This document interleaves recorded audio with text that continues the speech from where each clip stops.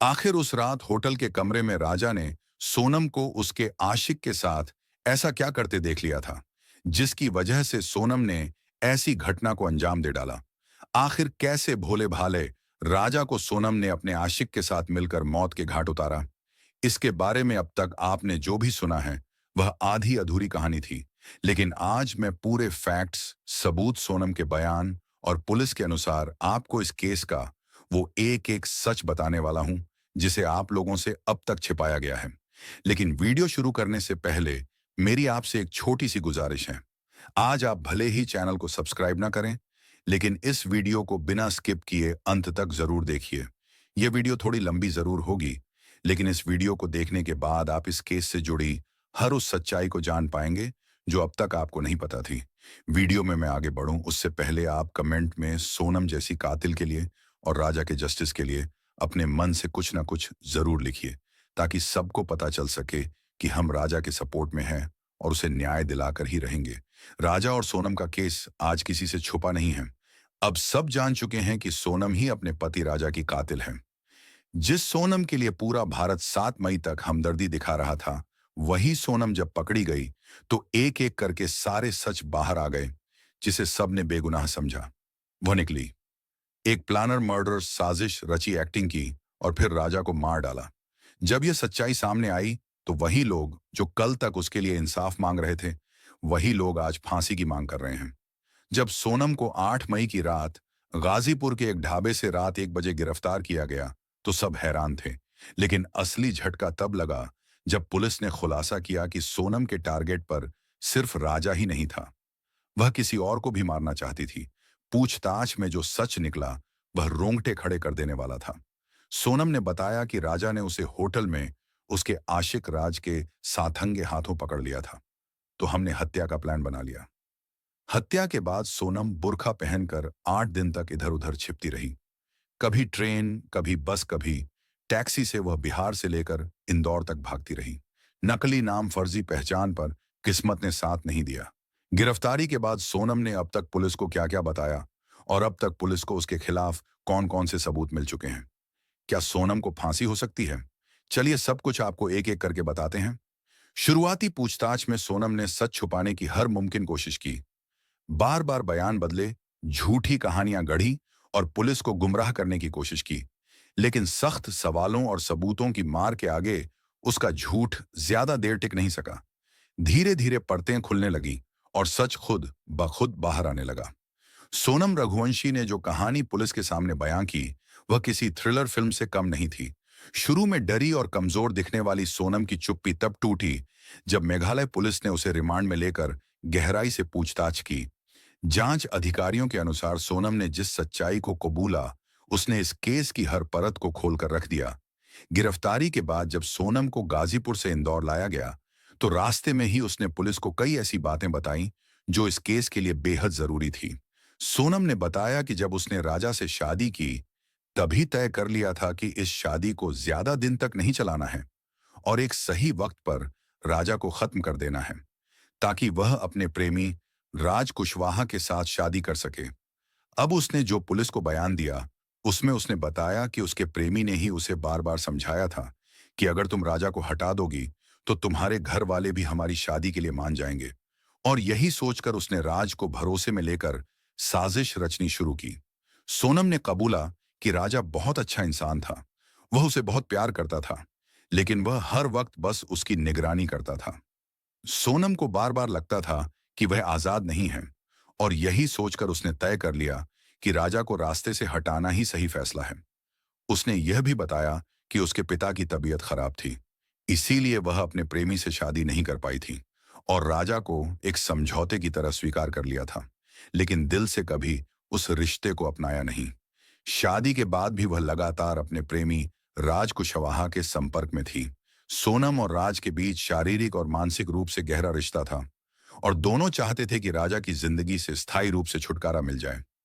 Police को दिए बयान में सोनम ने कहा कि उन्होंने मिलकर हत्या की पूरी योजना तैयार की थी। इसके तहत राज कुशवाहा ने अपने 3 दोस्तों विशाल सिंह चौहान, आकाश राजपूत और आनंद सिंह कुर्मी को साथ जोड़ा। योजना के मुताबिक सोनम और राजा को मेघालय ट्रिप पर भेजा गया ताकि घटना दुर्घटना जैसी लगे और शक ना हो। 23 मई को जब वही सावड़ोंग फॉल्स के पास ट्रैकिंग के लिए निकले, तो सोनम ने राजा को एक ऐसे रास्ते पर ले जाने में मदद की जहां पहले से छिपे तीनों हमलावर मौजूद थे। राजा पर अचानक धारदार हथियार से हमला किया गया और उसे खाई में धकेल दिया गया। सोनम ने बताया कि वह सब कुछ जानते हुए भी वहीं से वापस लौट गई और फिर फरार हो गई। पूछताछ में सोनम ने साफ कहा कि इस पूरी हत्या के पीछे उसकी मंशा राजा से छुटकारा पाकर राज कुशवाहा के साथ जिंदगी शुरू करने की थी। उसने इस साजिश के लिए आर्थिक मदद भी की, कॉल्स और मीटिंग्स के जरिए हत्यारों को निर्देश भी दिए। यही नहीं, बाद में जब मीडिया और पुलिस का दबाव बढ़ा, तब उसने खुद को बचाने के लिए गाजीपुर जाकर छिपने की कोशिश की, लेकिन डर और मानसिक दबाव में खुद ही उसने आत्मसमर्पण कर दिया। सोनम ने यह भी कबूल किया कि हनीमून पर जाने का प्लान उसी का था, घूमने के लिए नहीं, बल्कि राजा को मरवाने के लिए। अब पुलिस की जांच में सामने आया है कि सोनम और राज कुशवाहा पिछले 5 महीने से रिलेशनशिप में थे। सोनम के पिता हार्ट के मरीज थे और घर वाले चाहते थे कि शादी समाज के हिसाब से हो। इसलिए सोनम ने अपने प्रेमी राज को छोड़कर राजा से शादी कर ली। लेकिन मन में पहले ही प्लान था कि शादी के बाद राजा को रास्ते से हटा दिया जाएगा ताकि वह फिर से राज के साथ जिंदगी बिता सके, और यही हुआ। सोनम ने पूरी प्लानिंग की थी और शादी के 5 दिन बाद 16 मई को इंदौर के सुपर कॉरिडोर पर एक कैफे में बैठकर उसने अपने प्रेमी राज के साथ राजा की हत्या की साजिश रची। राज ने अपने 3 दोस्तों विशाल चौहान, आकाश राजपूत और आनंद कुर्मी को इस मर्डर प्लान में शामिल किया और उसी रात 6 घंटे तक फोन पर सोनम से बात कर पूरी योजना समझाई। सोनम को एक कीपैड फोन, एंड्रॉइड मोबाइल और नई सिम दी गई ताकि वह लगातार संपर्क में रहे, और इन सब चीजों की कीमत पहले ही राज ने चुकाई।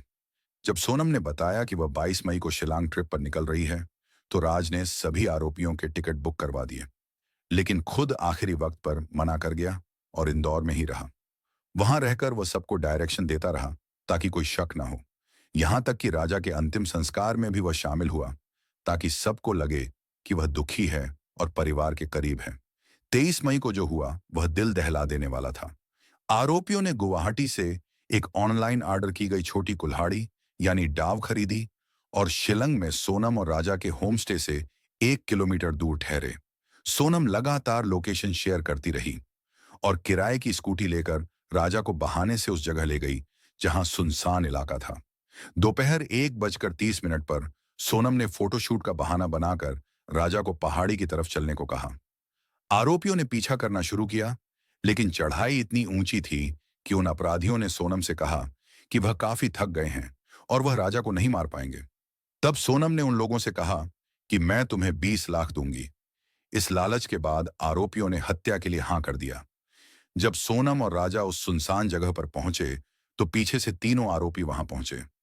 आकाश दूसरी बाइक से दूर से निगरानी कर रहा था, और जब उन्हें यकीन हो गया कि कोई आसपास नहीं है, तब उन्होंने राजा पर पीछे से हमला किया। राजा ने विरोध किया, लड़ाई की, लेकिन सिर और सीने पर गहरे वार के बाद वह बेहोश हो गया। विशाल चौहान ने पीछे से वार किया और उसी वक्त सोनम चिल्लाई, मार डालो इसे। फिर जब राजा अधमरा था, तो आरोपियों ने उसे उठाने की कोशिश की, लेकिन जब नहीं उठा सके तो खुद सोनम ने उसे धक्का दिया और खाई में फेंक दिया। यह सब करने के बाद सोनम ने आरोपियों को राजा के पर्स से निकाले हुए 15,000 रुपये दिए और कहा कि पूरा पैसा बाद में मिलेगा।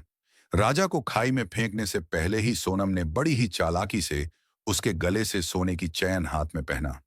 डायमंड का ब्रेसलेट और 2 सोने की अंगूठी भी निकाल ली थी, जिसकी कीमत राजा के घर वालों ने लगभग 10 लाख बताया था। फिर आरोपी वहां से उसकी बुक की गई स्कूटी लेकर 25 किलोमीटर दूर छोड़ आए। सोनम ने उन लोगों के सामने ही अपना फोन तोड़ दिया और नदी में फेंक दिया ताकि कोई लोकेशन ट्रैक ना कर सके। राजा की हत्या के बाद सोनम शिलंग से गुवाहाटी पहुंची और वहां से ट्रेन द्वारा इंदौर मध्य प्रदेश लौट गई थी। इंदौर पहुंचकर सोनम ने राज कुशवाहा के साथ एक फ्लैट में कुछ दिन बिताए। पुलिस जांच में यह भी सामने आया कि राज ने खुद उसे एक कैब भेजी थी। आखिरकार सोनम वहीं रुकी, लेकिन इस दौरान वह हर एक अपडेट पर नजर रख रही थी। जब पुलिस ने राज कुशवाहा और बाकी आरोपियों को गिरफ्तार किया, तो सोनम घबरा गई और अकेली गाजीपुर पहुंची। जांच में सामने आया कि सोनम ने हत्या के कुछ दिन पहले ही नए मोबाइल में एक नई सिम डलवाई थी, ताकि पुलिस को ट्रैकिंग में दिक्कत हो। इस नंबर से वह सिर्फ अपने प्रेमी और बाकी आरोपियों के संपर्क में थी। उसने ही फोन पर राज को पूरी जानकारी दी कि वह शिलोन कब निकल रही है, कौन सा होटल बुक किया है और राजा के दिन भर की एक्टिविटी क्या क्या होगी, ताकि हमलावर उसे फॉलो कर सकें। इस केस में जो बात सबसे ज्यादा डराने वाली है वो ये है कि हत्या से ठीक एक दिन पहले सोनम ने व्रत भी रखा था। मेरा तो उपवास है ना, मेरे को 2-3 बार बोल दिया। मैं घूमने के चक्कर में अपनी गैरस थोड़ी तोड़ूंगी। वही तो कह रही। मैं अभी खनियार बना रही तो मेरे को एकदम से याद आ गई, क्योंकि आज तो मेरे बहू का उपवास। बापे हाँ, अपने सास से बात करते हुए उसने कहा था कि वह अपरा एकादशी का व्रत कर रही है ताकि मनोकामना पूरी हो जाए। लेकिन सच्चाई यह थी कि उसके मन की मनोकामना राजा को मारने से जुड़ी थी। उसी दिन यानी 23 मई को उसने हत्या को अंजाम दिलवाया और फिर खुद अपने हाथों से राजा को खाई में धक्का दे दिया। इस बीच एक और चौंकाने वाला खुलासा हुआ जब पुलिस को एक ऑडियो रिकॉर्डिंग मिली जिसमें सोनम और राज की बातचीत थी। इसमें साफ सुना जा सकता है कि सोनम राज से कह रही है कि राजा को खत्म करने के बाद सब कुछ आसान हो जाएगा और हमेशा साथ रह सकेंगे। यह रिकॉर्डिंग केस का सबसे बड़ा सबूत बन गया है और अब इसे कोर्ट में भी पेश किया जाएगा। राज कुशवाहा ने भी कबूला है कि उसने ही अपने 3 दोस्तों को पैसों का लालच देकर इस मर्डर में शामिल किया था। वह जानता था कि अकेले सोनम कुछ नहीं कर पाएगी, इसलिए उसने अपने दोस्तों को भी इसमें घसीट लिया। राज कुशवाहा ने पुलिस को बताया कि सोनम ने उससे कहा था कि जब मैं विधवा हो जाऊंगी तब मेरे घर वाले भी हमारी शादी के लिए तैयार हो जाएंगे, इसीलिए पहले राजा को हटाना पड़ेगा। पूछताछ के दौरान हर आरोपी ने अपना जुर्म स्वीकार किया और यह भी साफ हो गया कि हत्या किसी एक का फैसला नहीं था, बल्कि यह सभी के बीच महीनों पहले से बनाई गई एक सोची समझी साजिश थी। पुलिस ने चारों आरोपियों के पास से वह मोबाइल फोन बातचीत के कॉल रिकॉर्ड्स, लोकेशन डिटेल्स और डिजिटल ट्रांजैक्शन के सबूत बरामद किए, जो हत्या की प्लानिंग में सोनम और राज कुशवाहा के सीधे जुड़ाव को साबित करते हैं। सोनम को लेकर अब एक नई और चौंकाने वाली बात सामने आई है। दोस्तों, चैनल को सब्सक्राइब नहीं किए तो फटाक से सब्सक्राइब कर ले। दरअसल राजा की हत्या के बाद सोनम बुर्का पहनकर मेघालय से फरार हो गई थी।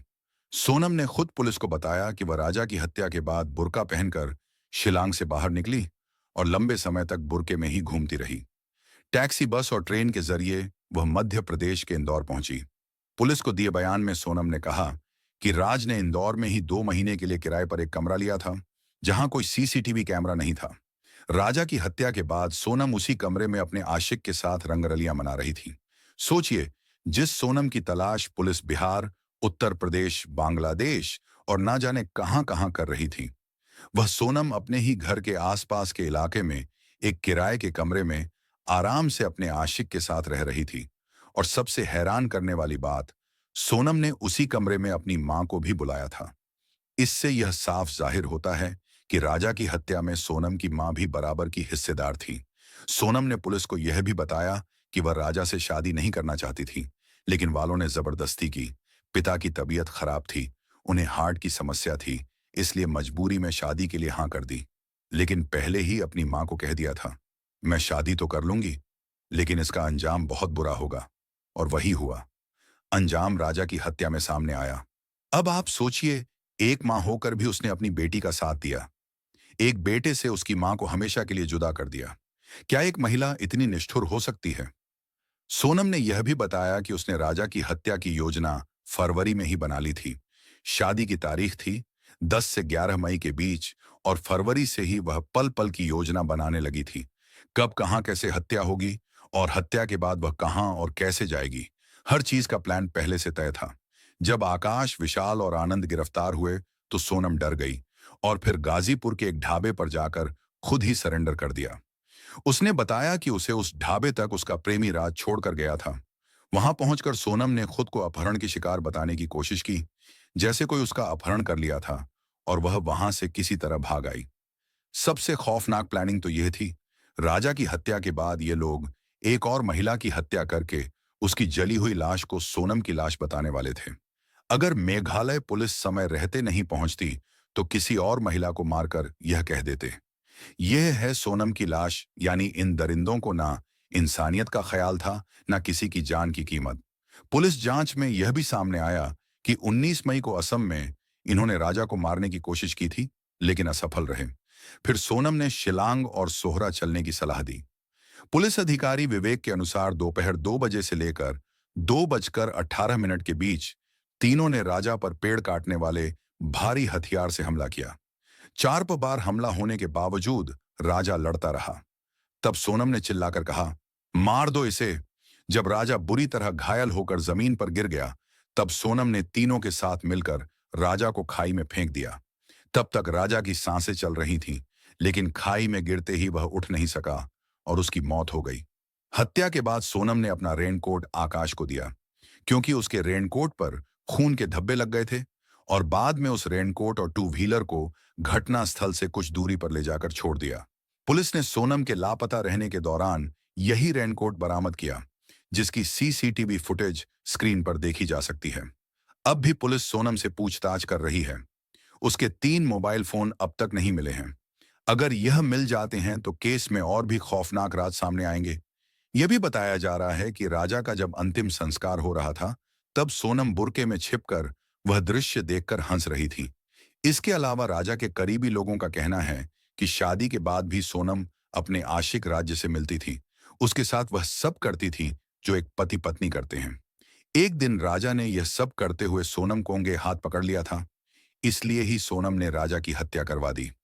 हालांकि इस दावे की पुष्टि अब कोई नहीं कर सकता, क्योंकि राजा अब इस दुनिया में नहीं है। राजा के बड़े भाई का साफ साफ कहना है कि सोनम अभी भी बहुत कुछ छुपा रही है।